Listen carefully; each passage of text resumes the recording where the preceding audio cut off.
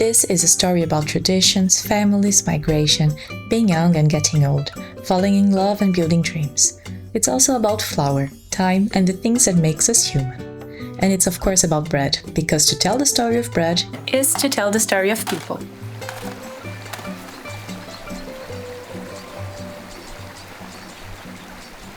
Bread really is everywhere. In baskets, in stories, in our memories.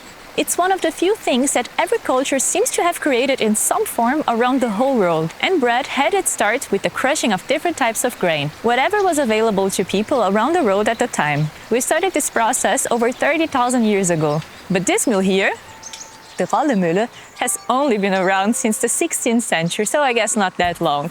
Here, in the Ruhr Mountains in eastern Germany, bread is a very serious topic, so naturally flour is too. Anne Rolle is the 6th generation running the Rolle flour mill. 1856. 1856? Ja. Erwarb mein Urgroßvater Karl Friedrich Rolle die Mühle hier im Zschopau. Er war Bäckermeister und hatte sich gedacht, okay, ist kein Fehler, wenn er ein paar Mehlvorräte hat, ne? To power the machines in the mill, the family has been sourcing energy from the nearby river for many generations, and the power of the water has been harnessed since the Ruhr Mountains were first settled by humans. They were flour millers, textile workers, lumbers, and metal workers. The technology has, however, advanced a lot, and today the surplus on energy generated here can be stored or put into the public electrical grid. And you don't have to worry about the fish getting stuck in the turbines, because they have a little special ladder to transport them from one side of the river to the other. Also wir sind hier wirklich sehr naturnah. Schmetterlinge, Libellen, ab und zu kommt mal ein Fischreiher vorbei. Ja, idyllisch. Anna tells me that when the sun is warm in the summer, everyone goes out for a swim in the river. The breeze here is gentle, and I'm really curious to see how flour is made. Inside, the mill smells like fresh wheat, warm wood and nuts, and the machines are a lot more modern than the ones that stood here 200 years ago. But the care the family puts into their products feels really warmed by time and by a quiet pride that coexists here so well with progress, modernity and open-mindedness. Also ich glaube, für uns ist das Mehl gut, weil wir wissen, wir haben es mit unseren Händen gemacht und also mit unseren Maschinen, aber trotzdem ja noch Handarbeit dabei. Und man kann sagen, hey, ich stehe mit meinem Namen für das Produkt. Und ich kenne auch die Kette hinter dem Produkt. Ich weiß anhand des Schichtberichtes, hey, welcher Müller hat das gemahlen. Ich weiß, welcher Landwirt ABC XY hat die Getreidepartie dafür gebracht. Und ich kenne die Story hinter dem Produkt. Und das gefällt mir, dass wir für eine Vielfalt auf den Tellern sorgen. Und eben keine anonymen Lebensmittel herstellen, sondern mit Geschichte. Ja. Würdest du sagen, hier steckt viel Herz in dem Mehl? Ja, 95%. Und die andere 5? Know-how. Und Stärke und Protein. Ja. The way grain grows changes everything about what ends up in the bread. The soil, the temperature, the rain, all of it shapes the composition of the kernel itself. And watching the mill at work made that clear. Every step of the process, the grinding, the sifting, the separating, it's biology, chemistry, physics, all the way through. The miller's knowledge seems to me to be more than a craft. It's science, patience, and tradition. Anne also showed me the difference between the grains in the mill. Whole berries, cracked kernels, coarse flour, fine flour. Different grains at different milling stages. Each one behaves differently, and each one tastes differently once you transfer them into bread. Each one grows in different soils, under different skies. Where it's cold and acidic, like parts of Germany, Poland and Scandinavia, rye takes hold. Where the sun is generous, like in France, Italy or Spain, wheat thrives. Same continent, but completely different loaves of bread. And each one might end up in a different bakery, but one baker in the city of Leipzig, in Saxony, has made it his mission to embrace all of it, and even more.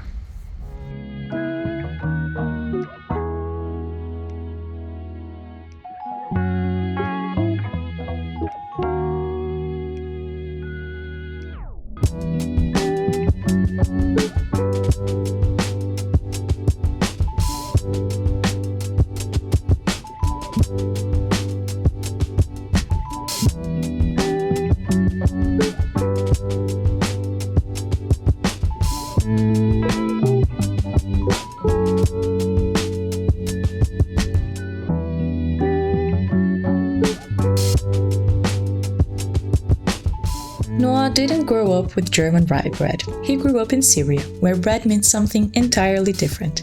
It's thinner, lighter, pulled from a different kind of oven. And today he's the co-founder of the bakery Nourish. Instead of choosing one tradition, he's trying to hold all of them at once. German sourdoughs, Middle Eastern flatbreads, French baking traditions, and everything in between. The people working alongside him aren't trained bakers. There's no formal certificates here on the walls. But what they do share is something harder to teach, a genuine passion for bread, in all of its glorious forms. Würdest du sagen, du weißt viel über Brot? Nicht die Geschichte, sondern über Brot so selbst. Viel, aber nicht alles. Nicht alles. Und ich informiere mich jeden Tag, was interessiert. Ich stehe total drauf. Warum ist das hier vielleicht anders als seine Bäckerei, die in Maßen produziert? Und, Wir machen das mit Liebe. ja? Ja. Wir machen das gerne und jeder, der hier ist, macht mit Lust, Spaß und Liebe und man merkt das sofort beim Kaufen. Und deshalb die Nachfrage ist schon groß. Aber wir werden nicht mehr und mehr machen, wir wollen einfach mit Liebe machen. Ja, das ist wichtiger als ganz viel zu produzieren. Nour walks me through the different breads, one by one, and you can feel it immediately. Not just the craft, but his curiosity. The ones that excite him most aren't the classics, they are the hybrids, the ones where something familiar meets something he had to learn along the journey, and the result is entirely his own. Wir haben von meinem Zuhause was auch gemacht mit Zschopau. Ist orientalische Gewürze, sehr bekannt. Was ist deine Idee, dass man das mit Zschopau ausprobiert? Genau, habe ich gedacht, ich möchte gerne viel machen. Ja. Aber am Anfang habe ich nicht viel Zeit, um was Neues zu testen. Habe ich erstmal das gemacht und vielleicht in Zukunft wird es was geben. Was ist dein Lieblingsbrot von hier? Wenn du jetzt so ein Stück Brot frühstückst, was würdest du nehmen aus dem Regal? Schwierige Frage. Jeden Tag schneide ich ein Brot und koste, wie es schmeckt, und das wird unser Brot. Heute haben wir den Tomatenbrot zum Beispiel geschnitten, also es schmecken alle gut. It's hard not to reach for everything inside. The breads, the pastries, the smell alone is enough to slow you down and make you crave something more, like bread and coffee. And I'm not the only one in love with this place. Kitty, who runs the Orange Bakery in Oxfordshire, is traveling through Europe and ended up stopping here to learn, taste, collect some ideas. Nourish and their progressive approach to bread brought her here to Leipzig. Yeah, so I worked with Andrique, who works here. I worked with her about 5 years ago, in maybe 3. I'm not very good at maths, in Copenhagen. So we worked together at a bakery there called Heart. And then I always wanted to learn how to make German breads, but also everything that they're doing at Bakery Nourish is just amazing. So I just messaged her on Instagram. I slid into her DMs. Over. Yeah, hey, your cakes look amazing. Pretty much. Yeah. And then I got a very questionably cheap flight. And then you didn't have any excuse not to. No excuse not to come. Yes. And then I've been spending the week here learning both in the pastry and then a little bit of bread too. Yeah. I love doing both, so cool. I feel very lucky. It is. And I think the last thing, sorry, I get very geeky Please about bread. tell me everything. The last thing that's I think is so magical about bread is that when you make a cake or a pastry, it's incredible, but you're using 6, 7, 8 ingredients. The amazing thing about bread is you're just using flour, salt and water. That is it. It is so minimal, but with such minimal basic ingredients, you're creating something so extraordinary. And it's got this heritage too, so what you're doing, nothing's ever original when it comes to bread making, but I mean it in the best possible way. Yeah. And they're obviously you can add whatever you want to it and make it different. Yeah. But what you're doing is what people have done hundreds of years and for hundreds of years. And that connection, when you think about it, is really lovely that you're able to do that today in 2025 when they did it in the 1800s. Kitty is the kind of person who could talk about bread for hours, and does. How the war affected the British supply of flour, how the rhythm of baking can do something quietly therapeutic to a person. Bread keeps surprising me, not just in how differently it's made across cultures and traditions, but also in how differently people relate to it. As nostalgia, as therapy, as identity, even as an obsession, baking bread really is universal, and that feeling of being connected to people throughout cultures and time stays with me as I leave Noor and Kitty behind. Because not every baker is chasing bread inventions, some have found their one thing and perfected it over generations. Olga and Erdal have a flatbread bakery in Delitzsch, rooted in his Turkish and her Moldovan heritage and grown into a family operation that today supplies a huge region in the east of Germany. They welcome me with coffee and of course bread, and I instantly feel at home. They tell me how they met, and it's clear that what they have goes beyond a typical partnership. It's more like a shared drive that somewhere along the way turned into a life, a family, and a business that concentrates now in producing flatbreads and shipping them to restaurants and bakeries all across the region. So, ich kam zu Besuch zu meinem Cousin. Hat hier gearbeitet? Ja, sie haben zusammengearbeitet. Ich habe auch damals hier gearbeitet. Angestellt beide, ja. Ja. Und dann mein Cousin sagte, okay, ich verbringe sehr viel Zeit in der Arbeitsstelle und vielleicht willst du mal rausgehen oder so. Sagte, ich habe eine Kollegin von Arbeit, vielleicht willst du einen Kaffee trinken gehen. Dann so ging's. But talking about the past only gets you so far. Olga and Erdal have plans, ideas, and a fully running operation to keep up with. They show me around, and somewhere between the ovens and the shelves, Erdal's eyes light up. Aber manchmal, wenn ich mich hier stelle, ne, man denkt, ne, ich bin in einem Juweliermarkt. Wie Gold. Ja, das ist schön. Es ist wirklich, das sieht wie Gold aus. Total. Nein. Darfst du? Wirklich? Natürlich. Machst du so? Es ist noch warm. And after another round of tasting their precious golden bread, I head into the bakery itself. Because at this point, Olga and Erdal are business people more than they are bakers. There's simply not enough hours to do it all themselves anymore. So that's what the team is for. Experienced hands who carry the work forward every single day.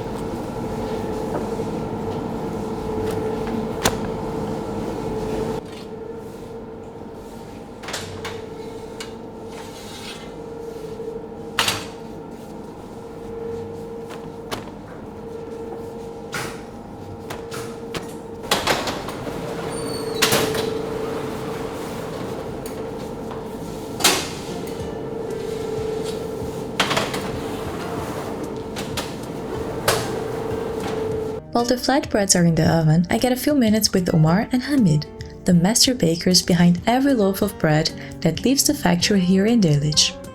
Ja, Fladenbrot ist alte Tradition seit Ägyptenzeit.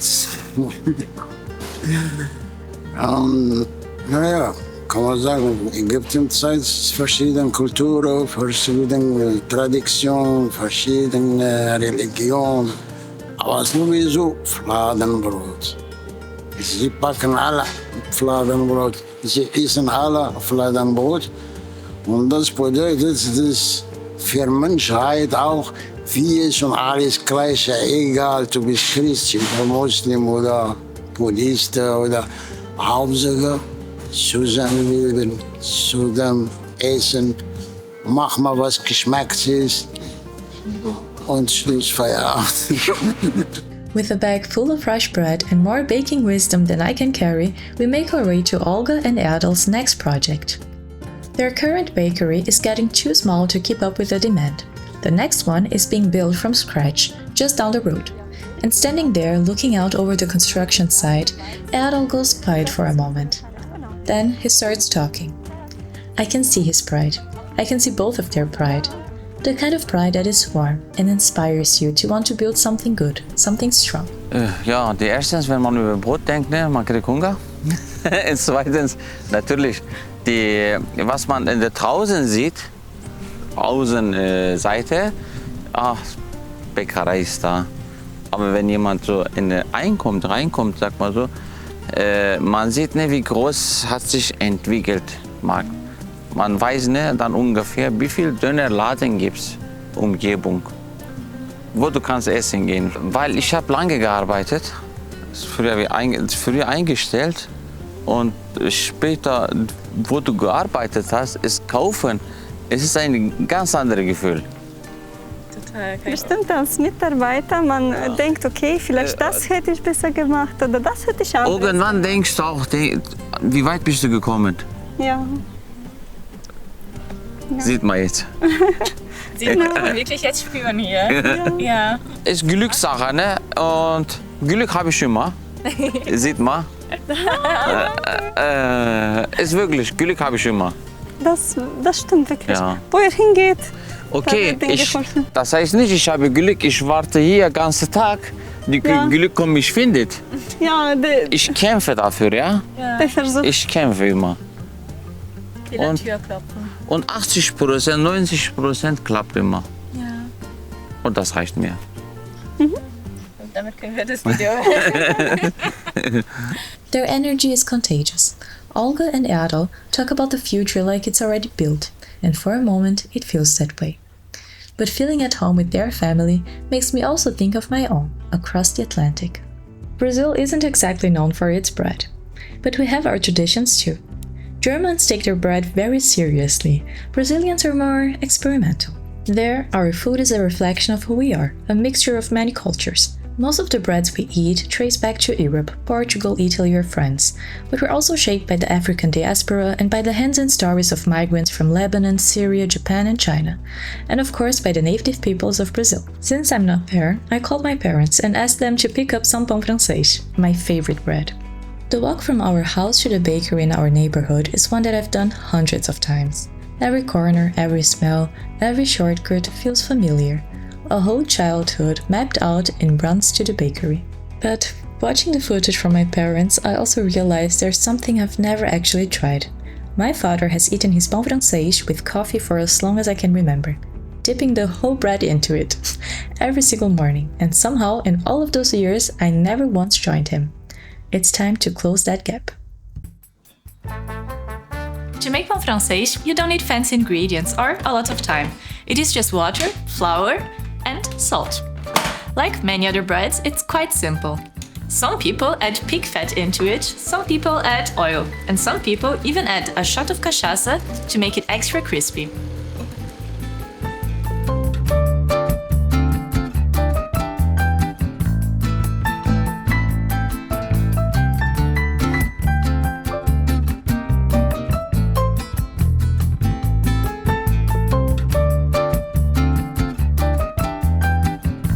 The flour is from France, and the yeast is from Germany, but forming the pãozinhos, as we call it, it just reminds me of Brazil, really. The charming quality of pão francês comes from its shape and the crust. It becomes very soft inside once you bake it, and it gets a very thin crust that feels almost like a crumbly skin once you bite into it.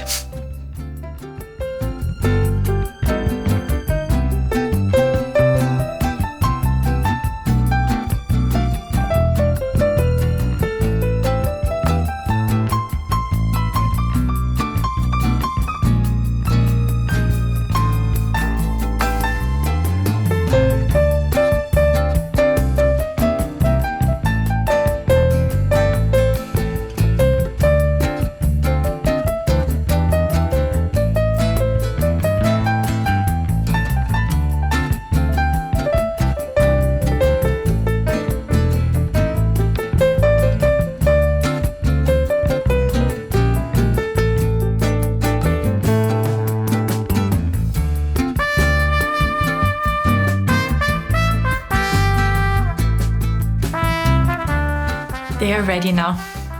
The whole house now smells like pão francês. I used to eat them with slices of white cheese and banana, but I'm feeling kind of nostalgic today, so I think I'll try it like my dad used to eat it.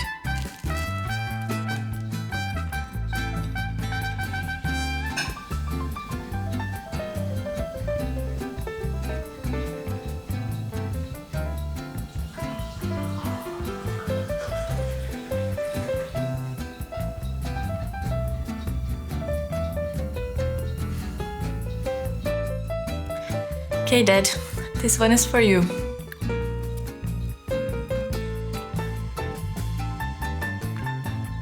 The bread is really good, but I don't like it together with the coffee.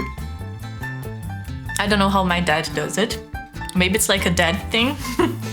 But I have a lot of pão francês, so now I can just try one with banana the way I like it. Well, bread is made for sharing, so I will go share this one here and now. And thank you for watching. See you next time.